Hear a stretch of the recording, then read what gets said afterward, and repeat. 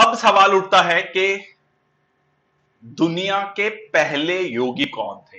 तो जैसा कि आप तस्वीर में देख सकते हैं, भगवान शिव को दुनिया के पहले योगी के रूप में जाना जाता है। उनको आदि योगी भी कहा जाता है। आदि का मीन्स मतलब होता है फर्स्ट, और योगी ओरिजिनेटर ऑफ योगा। अब इसके पीछे भी एक पौराणिक कथाओं में लिखा हुआ है। कहानी कुछ इस तरीके से है कि जब भगवान शिव अपनी मेडिटेशन में, योग में लगे हुए थे, तो बहुत लोग उनके पास गए आउट ऑफ क्यूरियोसिटी, जानने के लिए और उनसे सीखने के लिए। बट कभी भी भगवान शिव ने उन पर ध्यान नहीं दिया और वो वापस चले आए।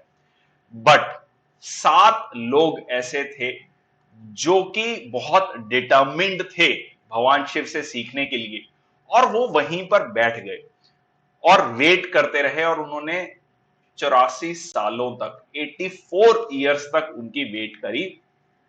और 84 ईयर्स वेट करने के बाद जब भगवान शिव इसी दिन, समर सॉलिस्टिस के दिन, अब सवाल उठता है कि क्यों 21 जून को ही चुना गया।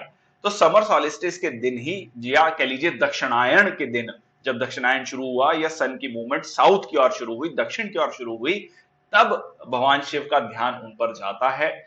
और भगवान शिव इस बात को इग्नोर नहीं कर पाते कि इतनी डिटर्मिनेशन इन 7 लोगों में है। और भगवान शिव डिसाइड करते हैं कि मैं इन 7 लोगों को योग की शिक्षा दूंगा। वो 7 लोग सप्त ऋषि कहलाए। सप्त, सप्त का मतलब 7 ऋषि। तो 7 ऋषि जो हैं, ये फर्दर पूरी दुनिया में योग की शिक्षा को लेकर जाते हैं। तो इस तरीके से भगवान शिव को कहा जाता है आदि योगी, और इनको जो है आदि गुरु भी कहा जाता है। पहले गुरु के रूप में देखा जाता है, जिन्होंने योग की शिक्षा को मानवता के पास लेकर आए, या कह लीजिए मानवता को के साथ साझा किया।